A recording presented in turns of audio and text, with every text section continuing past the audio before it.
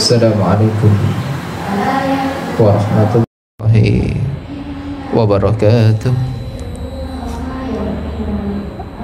Innal hamdalillah nahmaduhu wa nasta'inuhu wa nastaghfiruh wa na'udzu billahi min sururi anfusina wa min sayyiati a'malina. Man yahdihillahu fala mudilla lahu wa man yudlilhu fala hadiya lahu. Asyhadu an la ilaha illallah wahdahu la syarika lahu wa asyhadu anna sayyidana Muhammadan abduhu wa rasuluh. Allahumma salli wa sallim wa karim wa majid ala sayyidina wa habibina wa syafi'ina wa nuri qulubina sayyidina wa maulana Muhammad wa ala alihi wa ashabihi at-tahirin wa man tabi'ahum bi ihsanin ila yaumiddin. Wa la hawla wa la quwwata illa billahil aliyyil azim. Amma ba'du. Kami cintai yang kami muliakan para kaum muslimin dan muslimat dimanapun berada, dan juga kami cintai yang kami muliakan bila khusus para sesepuh Al-Bahjah Blitar ini, dimanapun berada, yang membantu perjuangan pondok pesantren Al-Bahjah di kota Blitar ini. Jazakumullah khairal jaza. Semoga Allah memberikan balasan yang agung, yang mulia, dan semoga perjuangan kita semuanya ini menjadikan sebab kita disandingkan dengan kekasih kita Sayyidul Wujud Sayyidina Muhammadin sallallahu alaihi wasallam. Walaupun membantu dalam segi tenaga, fikiran, ataupun dalam segi doa, ketahuilah Allah sangat luas rahmatnya. Allah maha pemurah. Allah akan melipat gandakan amal-amal yang diperbuat oleh hamba-hambanya umat Nabi Agung Muhammadin sallallahu alaihi wasallam. Dan semoga kita semuanya dipermudah oleh Allah untuk ikut di dalam sebuah perjuangan dakwah agama baginda Nabi Muhammadin sallallahu alaihi wasallam. Walaupun yang kita bisa bantu hanyalah seberat biji sawi, ketahuilah Allah akan membalasnya. Jangan kita ragu, jangan kita malu, jangan kita minder. Walaupun kita bisa membantu hanya doa, walaupun kita hanya bisa membantu dalam segi saran, ide, kita jangan malu untuk beramal kita. Ayo kita amal kecil, ayo kita junjung tinggi-tinggi. Amal yang besar pun ayo kita junjung tinggi-tinggi, karena itu semuanya sama, bersumber dari lisan yang paling agung, yang paling mulia, lisan baginda Nabi Agung Muhammad sallallahu alaihi wasallam. Qala muallif nafa'ana bihi wa bi ulumina wa bi ulumikum fid daraini amin. Wa min ada bisyam, sebagian dari adab-adab berpuasa, al-iftar ala rutabin fa illam yajid fa'ala tamrin fa illam yajid fa'ala ma'in. Arwa at-Tirmidzi wa ghairuhu an Anas radhiyallahu anhu anna an-nabiy sallallahu alaihi wasallam kana yuftiru qabla an yusalliya ala rutabatin fa illam yajid rutabatin fatamaratin fa illam yajid tamaratin hasawatin min ma'in. Adab berpuasa.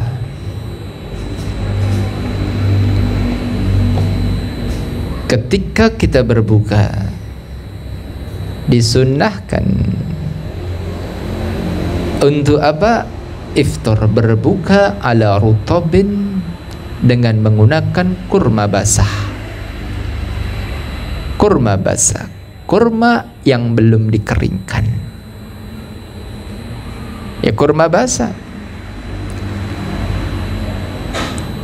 yang masih dipetik, yang baru dipetik dari tangkainya. Kurma basah biasanya warnanya itu kekuning-kuningan, masih basah kurmanya. Ini sunnah. Jadi sebelum makan apa-apa, sebelum minum air, sebelum memasukkan sesuatu makanan ke dalam mulut, ini sunnah, ada lipat ganda pahala kita, yaitu berbuka dengan menggunakan kurma basah. Jadi usahakan di antara keluarga kita memiliki kurma basah, beli kurma basah. Ini bisa didinginkan, bisa biar awet, di kulkas bisa kurma basah. Fa illam yajid, kalau seandainya kita tidak menemukan kurma basah, mungkin di toko tidak ada, kita beli tidak ada, fa'ala tamrin, maka kita disunnahkan untuk berbuka pertama kalinya menggunakan kurma kering. Kurma kering yang biasanya warnanya coklat kemerah-merahan itu, awet ala itu. Tamrin, kurma kering yang sudah dijemur biasa, yang sudah dikeringkan. Kurma yang biasa. Kalau kurma basah mungkin jarang kita temui di wilayah Blitar sekitarnya. Mungkin kalau ada, ya tanya ke penjualnya. Kurma basah biasanya warnanya masih utuh-utuh, kurmanya itu masih basah. Kalau tidak ada, ya sudah, beli kurma kering saja. Niatkan ketika beli itu, aku niat ittiba sunnah Nabi Muhammad sallallahu alaihi wasallam. Aku niat untuk mengikuti sunnah baginda Nabi sallallahu alaihi wasallam. Beli, ajari, kenalkan sunnah Nabi kepada anak-anak kita. Ajarkan, kenalkan sunnah Nabi kepada istri kita, keluarga kita semuanya.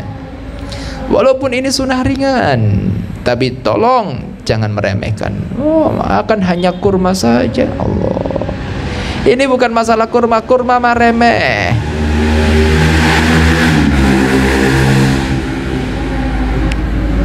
Kurma mah harganya mungkin tidak seberapa,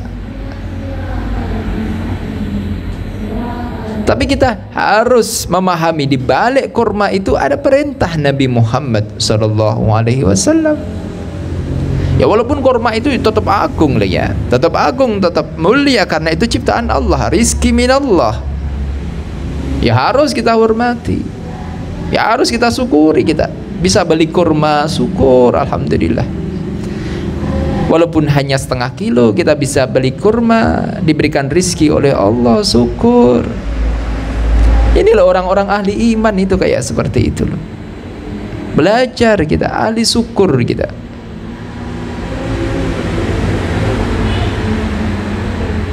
Bisa berbuka dengan sunnah Nabi, itu petunjuk dari Allah, itu hidayah dari Allah, itu rizki yang sesungguhnya. Kita beli kurma, secara dohirnya kita dapat rizki kurma, tapi secara batinnya kita dapat rizki pahala, dan jauh lebih besar daripada rizki kurma itu sendiri. Coba makan kurma, sunnahnya ganjil 1, 3. Fa illam yajid, kalau seandainya tidak menemukan kurma kering di rumah, mungkin habis kurmanya, fa'ala ma'in, Maka sebelum memakan yang lainnya, sunnah membatalkan puasa dengan menggunakan air. Dengan menggunakan air, minuman air. Rawa At-Tirmidzi wa ghairuhu an Anas radhiyallahu anhu, diriwayatkan oleh Imam At-Tirmidzi wa ghairuhu dan selainnya Al-Imam At-Tirmidzi, an Anas, ceritakan dari sahabat Anas radhiyallahu anhu, anna Nabiyya sallallahu alaihi wasallam, sesungguhnya Nabi Muhammad sallallahu alaihi wasallam, kana yuftir, beliau berbuka, sang Nabi berbuka, qabla ayyusalliya, sebelum dia salat, ya. Sebelum dia salat maghrib dia buka dulu, batalkan puasanya. Satu biji kurma, berapa detik sih sebelum salat? Qabla ayyusalliya, kita jangan mudah untuk meninggalkan sunnah itu. Mungkin kita masih kenyang, mungkin kita masih kuat, sholat dulu lah. Jangan. Walaupun kita masih kenyang, walaupun kita masih sehat badan kita, kalau mulai adzan maghrib langsunglah makan kurma, karena di situ ada barokah. Rasulullah berbuka qabla ayyusalliya, sebelum beliau salat, ala rutabatin, kepada kurma basah. Jadi sebelum salat maghrib Nabi Muhammad buka dulu, Nabi Muhammad. Tapi ingat deh ya, seperti ini deh ya Nabi Muhammad ya. Nah, kurma basah, beberapa kurma basah, 1 biji, 2 biji, 3 biji. Jadi kita jangan meninggalkan sunnah Nabi yang ini, dan juga kita berlebih-lebihan berbukanya.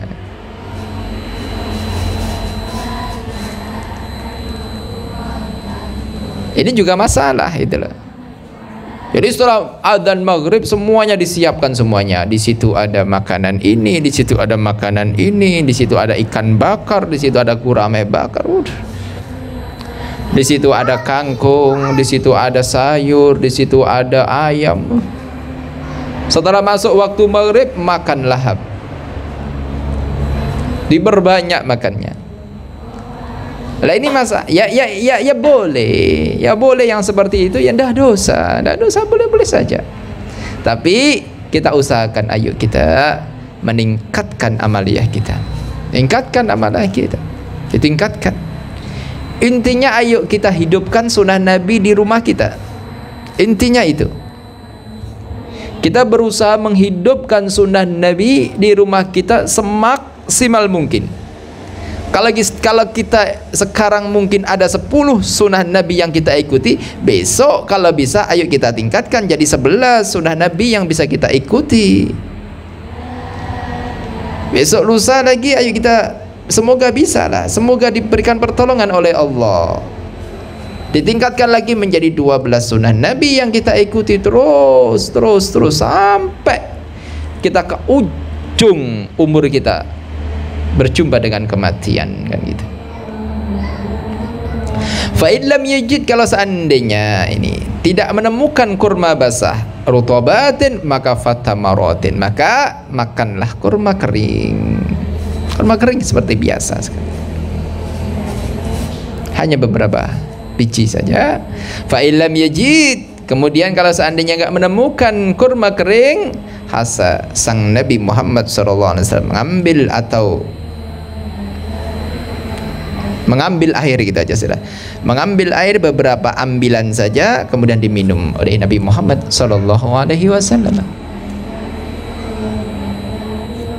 Kemudian Nabi Muhammad sholat, itulah ya, setelah kurma sholat.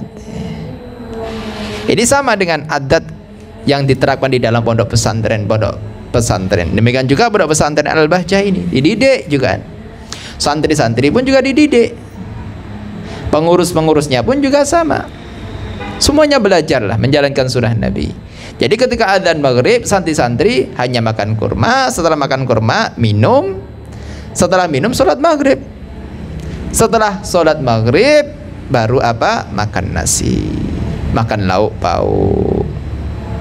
Karena apa? Ini ngikuti Nabi, ngikuti hadis Nabi yang diriwayatkan oleh Al-Imam At-Tirmidzi ini.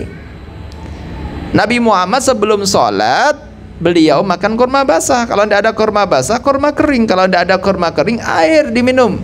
Kemudian Nabi Muhammad sholat. Setelah sholat melanjutkan Nabi. Sahabat-sahabat Nabi melanjutkan lagi makanan yang sudah disiapkan. Ini sunnah ringan. Dilatih ini, latih. Ini kalau tidak terbiasa memang berat. Jadi beratnya kenapa? Karena sudah terlatih dengan hawa nafsu, terlatih dengan apa? Seakan-akan kalau sudah masuk sore itu rakus bener. Masuk sore belum berbuka, kayak beli belanja itu semuanya ingin dibeli nih. Ini nanti enak, ini nanti enak, ini nanti enak.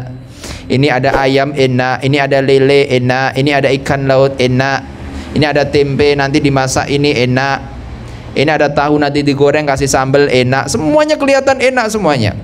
Dimasak sebelum sholat, sebelum waktu maghrib. Setelah pada waktu sebelum waktu maghrib, kurang sebentar selesai. Kemudian setelah masuk waktu maghrib, kayak orang kelaparan kan gitu.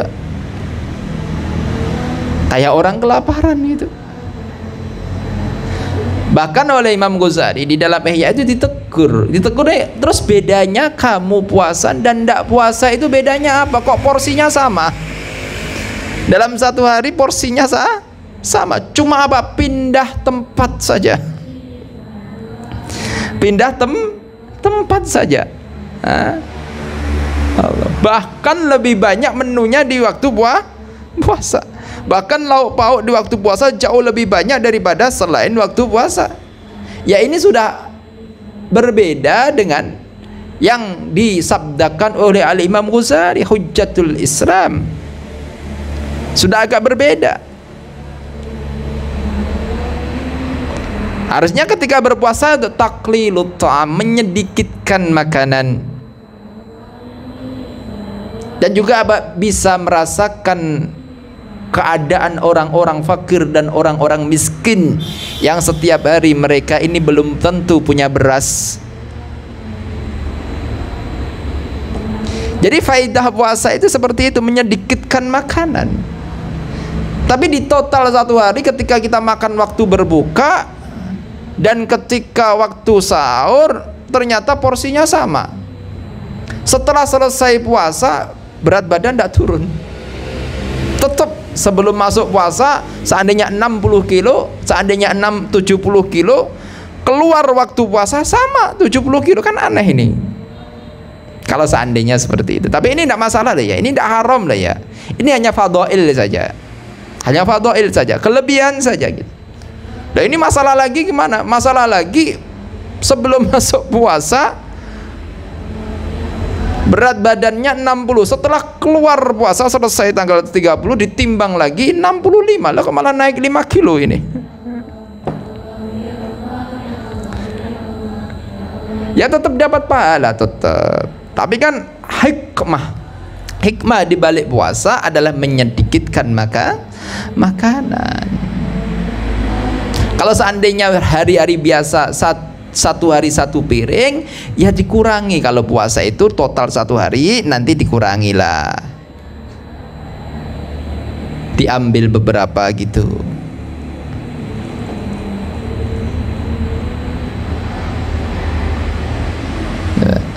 Ya memang seperti itu. Kita belajar bukan berarti haram. Nanti berbeda lagi dengan orang-orang yang memang ya haruslah anjuran dokter, ini sudah kurusan ini jangan terlalu kurus lagi nanti. Ya, kalau seperti itu ya justru kalau nanti berkaitan dengan kesehatan, ada kalanya wajib, ada kalanya sunnah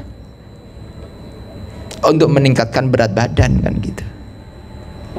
Maksudnya ini hukum yang tidak pasti harus seperti itu, ndak harus nanti bobotnya atau berat badannya harus turun, ndak. Ya lihat dulu lah berat badannya kan gitu.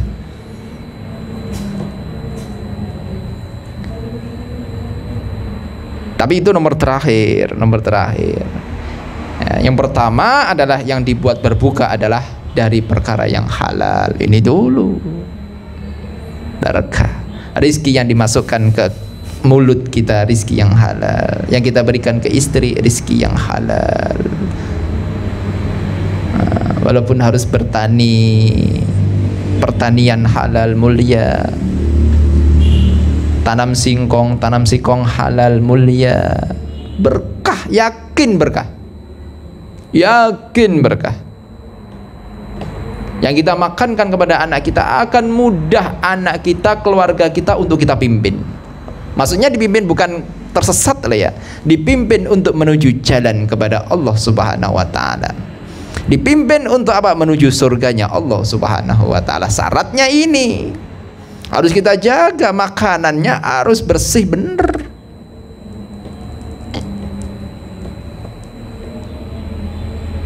Wa min adabis siyam mulazamatul adhkari al-waridati aqibal iftar.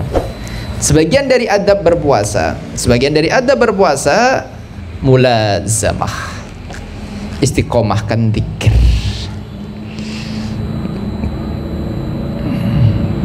Istiqomahkan zikir.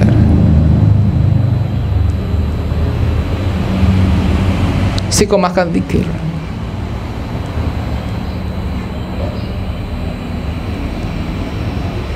Al-waridati, yang mana zikir ini sampai aqibal iftar, setelah iftar, setelah berbuka. Berbanyak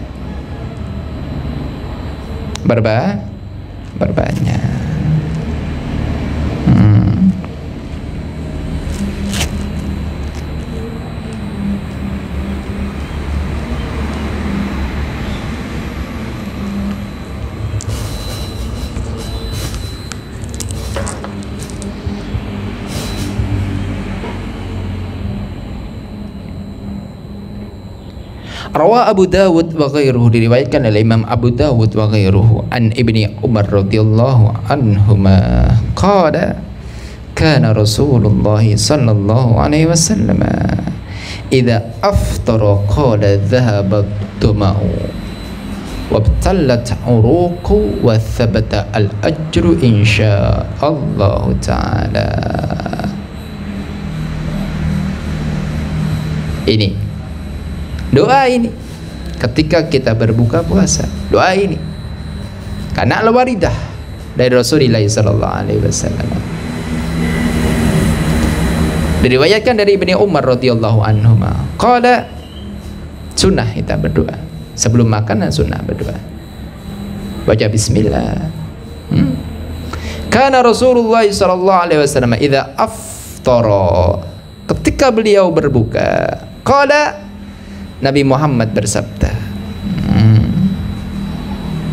Ini juga di Sunan Abi Dawud juga, di kitab Sunan Abi Dawud. Beliau bersabda seperti ini, beliau sang Nabi berkata seperti ini, dhahabad dam'u, sudah hilanglah ad-dama'u, haus, wabtalat,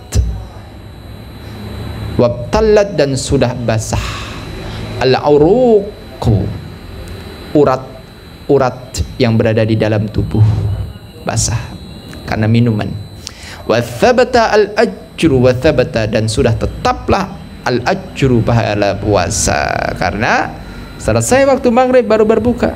Ini berarti puasanya sah. Kalau puasanya sah, thabata al-ajru, sudah mendapatkan pahala insya Allah. Semoga Allah menghendaki itu semuanya.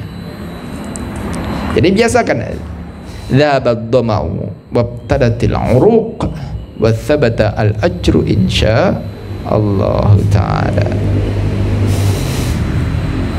Diriwayatkan juga, jadi ada dua doa, jadikan satu tidak masalah.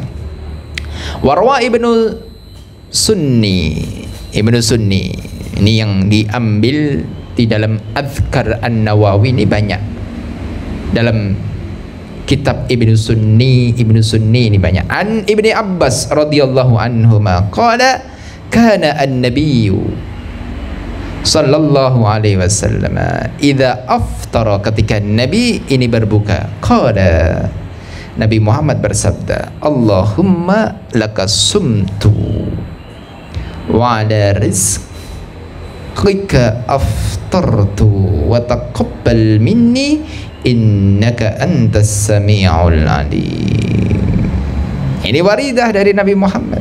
Itu dia. Ini waridah dari Rasulullah sallallahu alaihi wasallam.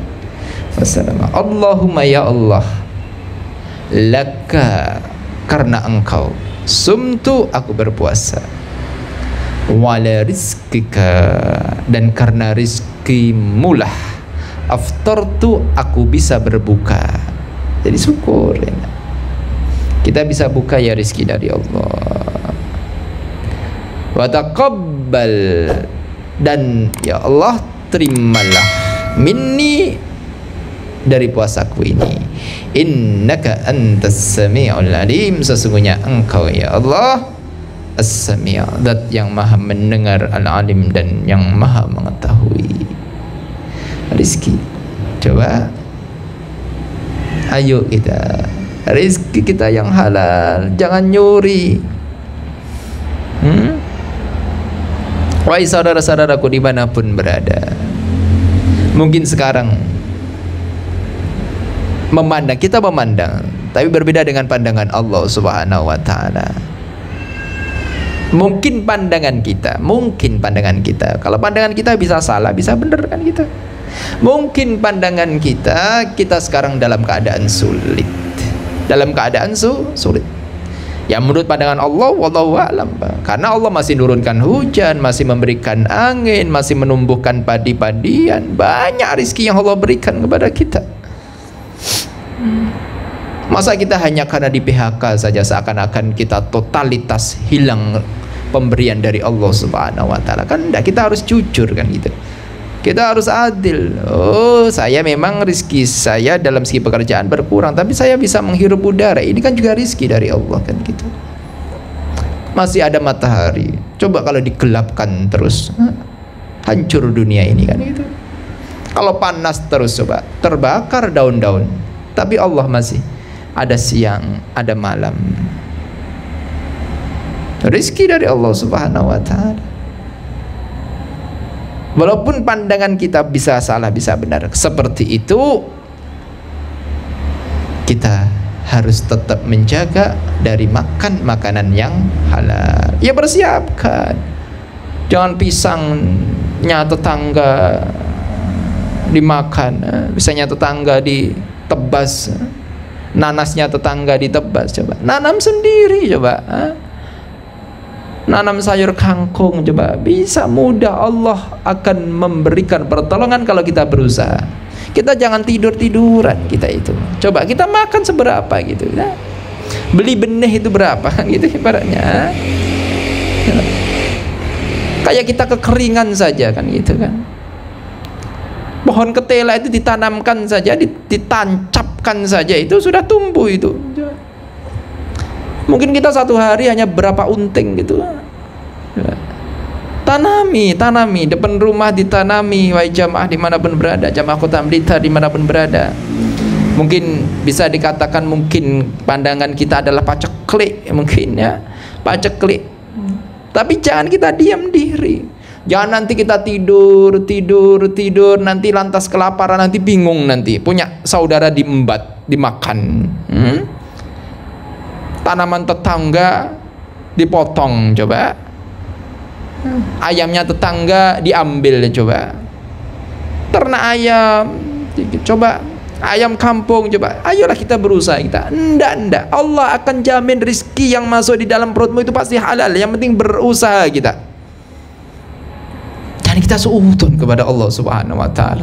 Oh, Allah sudah menutup rezeki aku ini, disuruh nyuri sama Allah. Gimana? Allah tidak pernah nyuruh-nyuri kita, tidak pernah nyuruh ngerampok kita, tidak pernah. Coba. Allah masih nurunkan hujan. Sekarang masih hujan, kemarin saja masih hujan deras. Coba kita tanami itu depan rumah kita tanami. Coba kita tanam bayam itu, kita sekali nanam itu sudah 2 pekan itu sudah bisa dipetik itu.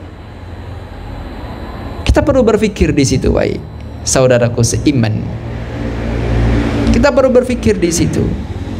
Ketela, coba kita makan hanya berapa suap itu. Nasi satu piring, setengah piring saja sudah bisa kita ibadah kepada Allah Subhanahu wa taala. Daun kates, tanami kates, coba. Kates banyak itu. Bijinya ditanam, coba. Kita persiapkan sekarang ini. Beras pun juga sama. Beras itu dipadain di atas botol saja, itu nanti sudah tumbuh, sudah gede, bisa besar, lebat, dan berbuah kan gitu. Ayo kita berusaha. Jangan sekali-kali kita itu tomak untuk mengambil hartanya orang lain binggoiri haqqin, dengan tanpa yang dihalalkan oleh syariat. Aduh, nyari pekerjaan di sana tidak dapat, nyari pekerjaan di sana, kan bisa nanam di depan rumah. Ayolah kita itu nyari rizki yang halal. Tidak harus bekerja di sana, tidak harus bekerja. Mungkin di sana perusahaan tutup dan nerima lagi karyawan. Ya enggak, rizki apakah harus bekerja di luar sana? Harus bekerja di pabrik? Enggak. Yang kita tanam kemudian tumbuh, setelah kita tumbuh kita petik, kita makan, apakah itu bukan rizki? Gitu. Apakah itu bukan rizki dari Allah? Biji padi kita tanam kemudian tumbuh, kemudian berbuah, kemudian kita petik, kita makan, apakah itu bukan rizki dari Allah? Itu juga rizki dari Allah Subhanahu wa taala. Ayo kita kaum muslimin, kita gerakkan kita. Orang muslim tidak boleh tomak. Orang muslim tidak boleh meminta-minta. Bagaimana? Kerja yang giat. Jamaah yang berada grup WA kita, nanti kita sebarkan di grup WA. Ayo kita, seorang muslim jangan berbangku tangan, kita berpikir untuk apa? Mencari yang halal. Untuk mencari yang halal kita niatkan apa?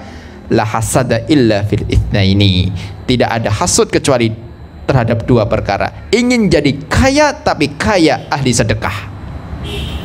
Kerja dengan manajemen yang bagus, dengan manajemen yang mulia, yang halal.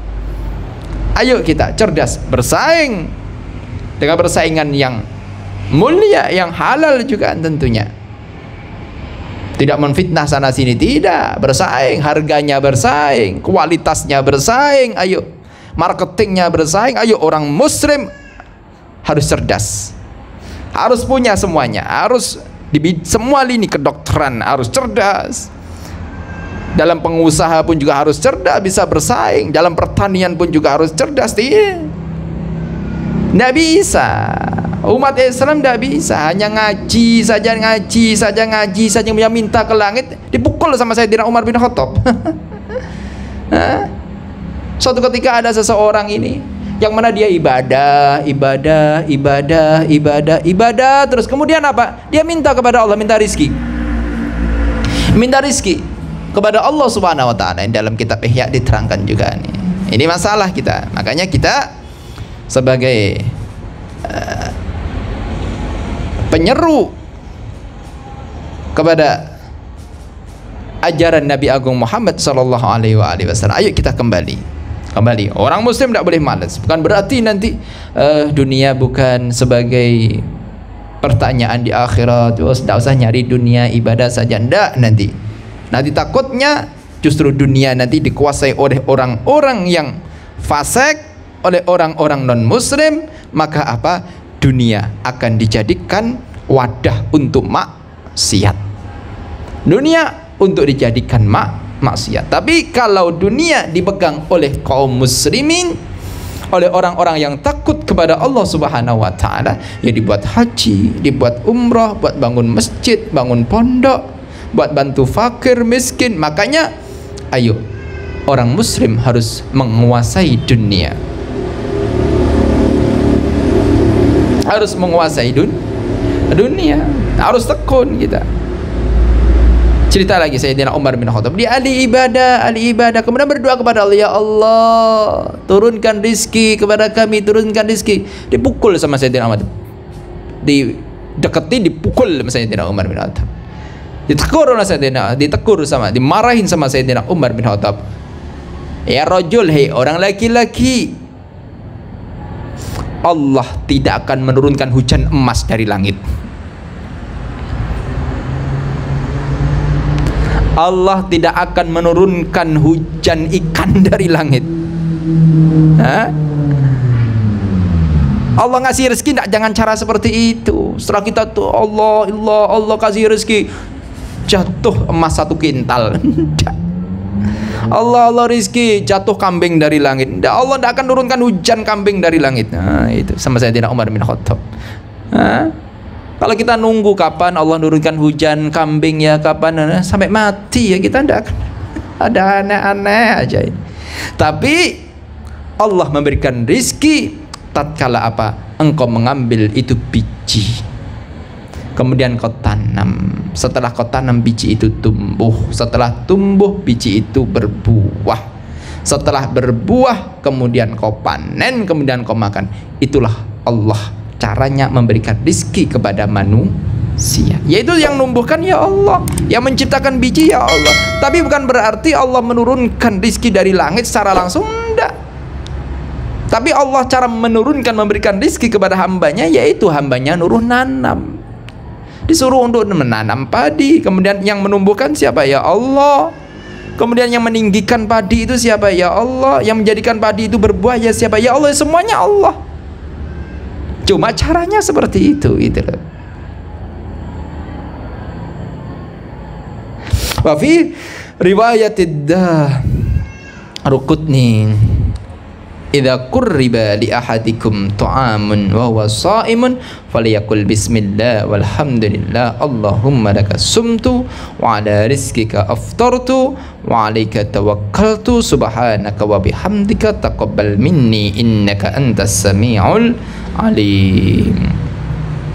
Di dalam riwayat Imam Daraqutni, idza qurriba, ketika didekatkan, li ahadikum, kepada salah satu di antara kalian semuanya, ta'amun, makanan untuk berbuka puasa, wa wasaimun, engkau dalam keadaan berpuasa, maka falyakul, maka ketika engkau berbuka puasa ucapkan bismillah dulu, walhamdulillah, hamdalah, Allahumma laka sumtu wa ala rizkika aftartu, dan karena rizkimulah aku berbuka, wa alaika tawakkaltu, dan kepada engkau lah tawakkaltu, aku berpasrah, subhanaka, ma suci engkau, wa bihamdika, dan dengan pujian kepada engkau, taqabbal minni, terimalah ibadahku, innaka antas samiul alim, sungguhnya engkau ya Allah maha mendengar lagi maha mengetahui.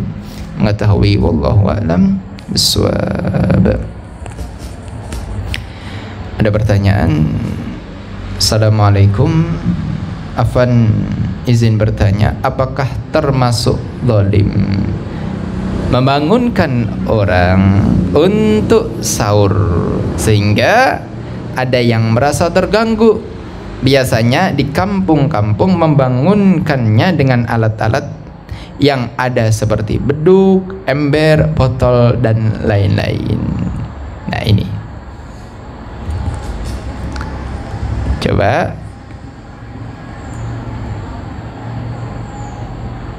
sebuah kaidah usul fikih.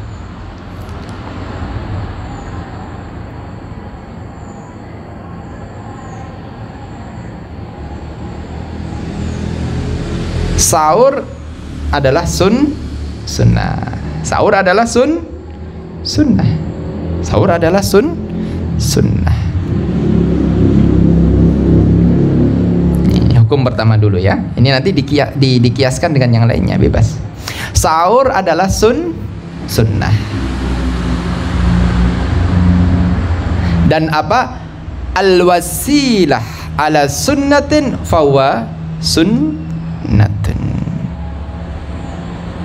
Al-wasilah yang mana anat ala adai sunnatin fahiya sunnatun. Pelantara untuk membantu kita menjalankan sunnah Nabi, maka hukumnya sunnah. Ini di dalam fikih juga, ma la yatimmu al-wajib illa bihi fahuwa wajibun.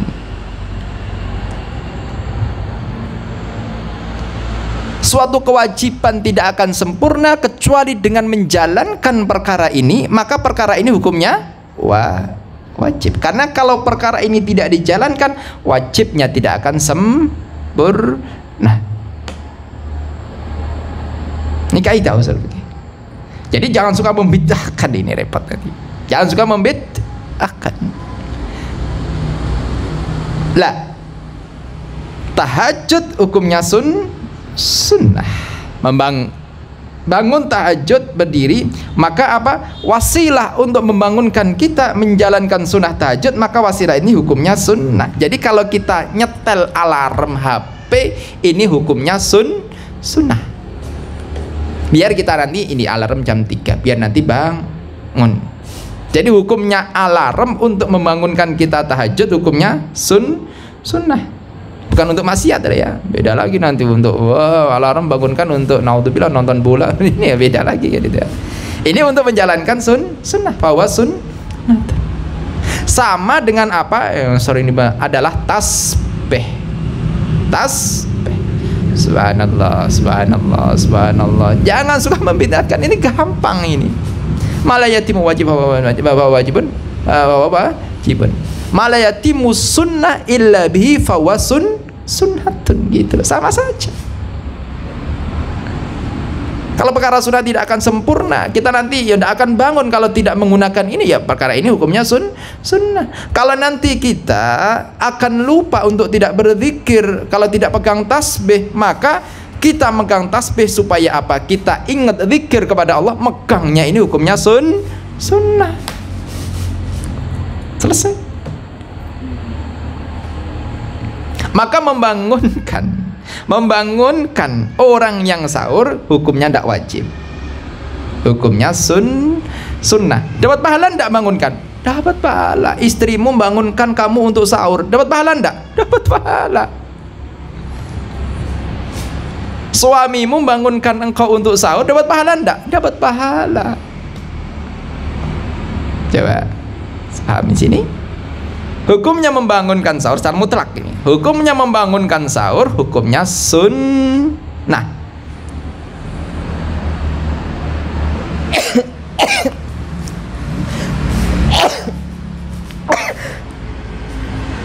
Biar kita paham hukumnya. Mala yatimmu as-sunnatu illa bihi fahuwa sunnatu. Terus selesai ya, ini adalah hukumnya sunnah. Nanti dikiaskan dengan yang lainnya. Terus terkena sebuah kaidah lagi, al-adat muhakkamah. Adat adalah muhakkamah. Adatnya adalah muhakkamah. Adat itu bisa menjadi sebuah hukum, sebuah hukum. Lah, kemudian setelah al-adat muhakkamah, dilihat cara membangunkan sahur ini sesuai dengan adatnya. Tapi setelah adat tidak bertentangan dengan syariat, adat ini menjadi sebuah hukum kalau memang adat ini tidak bertentangan dengan syariat. Paham ini ya? Maka membangunkan sahur bagaimana? Membangunkan sahur ya harus tidak melanggar syariat. Membangunkan sahur dengan lagunya orang-orang fasik, ya bangunkannya sunnah, tapi menyuarakan syiar kefasikan ini ya, ini yang tidak boleh gitu. Ya tidak boleh. Terus adat muhakkamah bagaimana? Adat muhakkamah lagi, bangunkan sahur, kira-kira satu desa itu biasanya sahur jam berapa? Sunnahnya adalah takhirus sahur, ya diakhirkan sahurnya. Jangan jam 12 itu nanti geger satu desa. Tapi kalau seandainya itu adatnya segitu ya, adatnya sahurnya orang-orang, karena batasan sahur mulainya kan nisful separuh malam, ya boleh-boleh saja kalau adatnya di desa itu sahurnya segitu. Itu deh.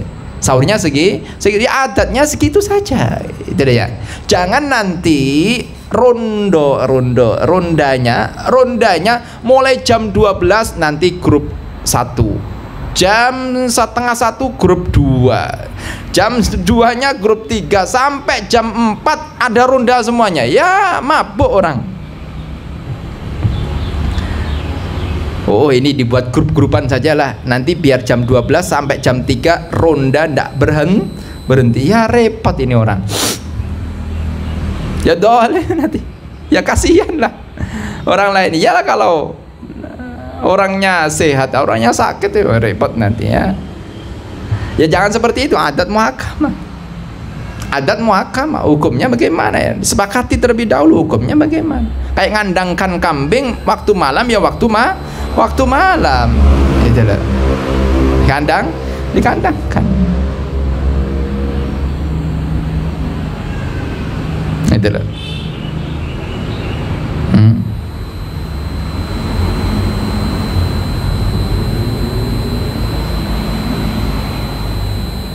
Dikandangkan, ada doman gitu.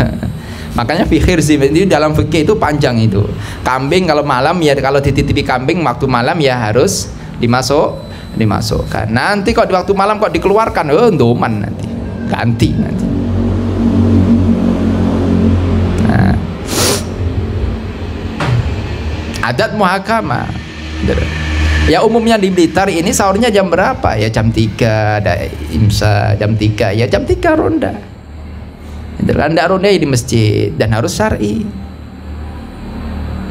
Harus syar'i, tidak boleh pakai maaf dangdutan, koploan ini ya ndak, naudzubillah. Harus sholawatan.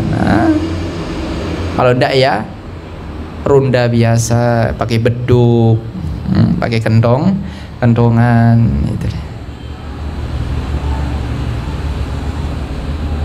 Seperti itulah hukumnya untuk membangunkan sahur. Selesai. Wallahu a'lam bissawab. Kita tutup dengan doa. Bismillahirrahmanirrahim. Alhamdulillahirabbil alamin.